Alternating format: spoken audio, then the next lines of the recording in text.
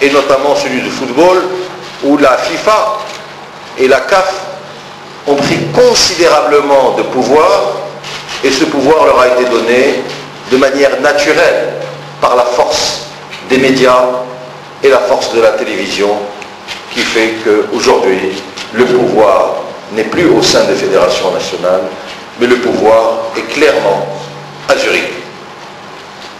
Tous ces changements ont fait qu'il fallait qu'on se réadapte et qu'on relance notre sport dans le cadre d'une nouvelle stratégie qui a été, je pense, déclinée dans cet amphithéâtre la dernière fois, mais que je reprendrai très rapidement par rapport aux 3 points que j'ai développés, donc la formation, l'infrastructure et la gouvernance.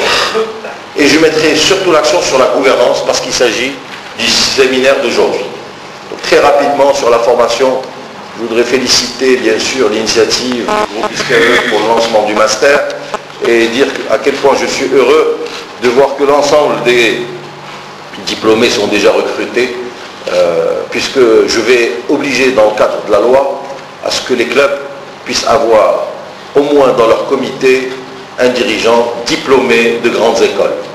C'est une nécessité pour qu'on puisse créer cette diversité et qu'on puisse compenser un système qui aujourd'hui est un petit peu faillible, qui est celui des adhérents.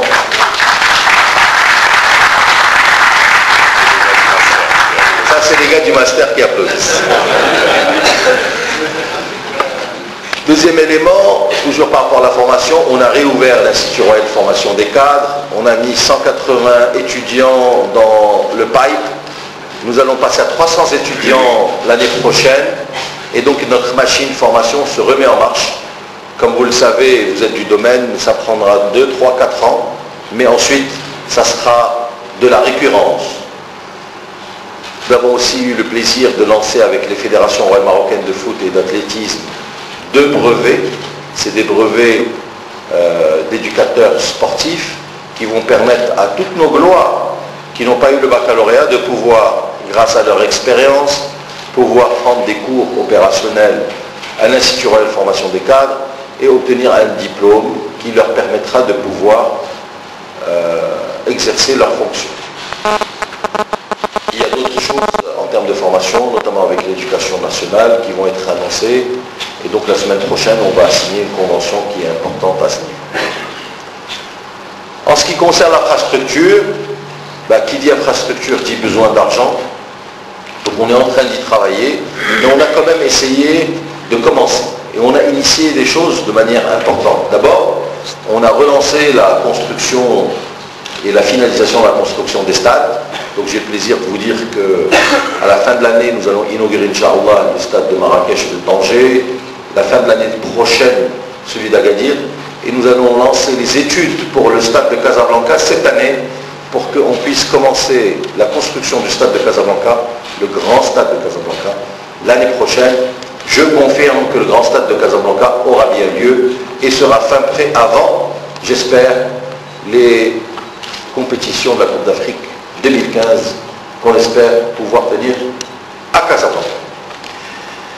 Toujours en termes d'infrastructure sur les stades, pour la première fois avec la fédération, on a réfléchi ensemble, en équipe, et on a fait un travail d'équipe exceptionnel.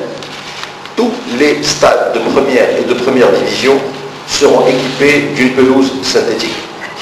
Et donc l'appel d'offres a été adjugé, et donc les pelouses sont en train d'arriver pour la moitié cette année, la moitié l'année prochaine. En 2 ans, nous allons finaliser ce programme.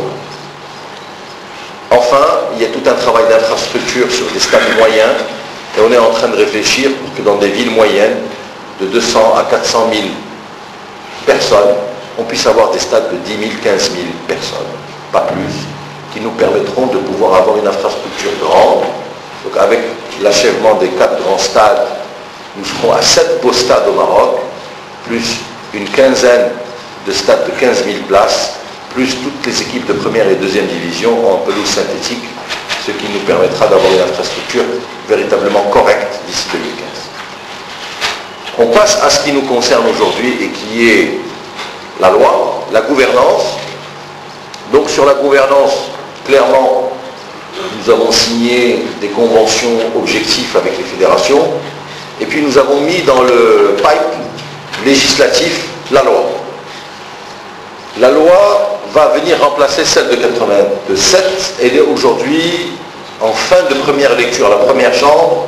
Nous sommes en train de négocier avec les parlementaires quelques amendements importants et elle passera au vote, Inch'Allah, dans 2 à 3 semaines pour passer en deuxième chambre, on espère avant la fin de cette législature. Donc la loi passera avant la fin de cette législature ou au début de la législature suivante. Ce qui est sûr, c'est qu'elle passera, Inch'Allah, en 2010.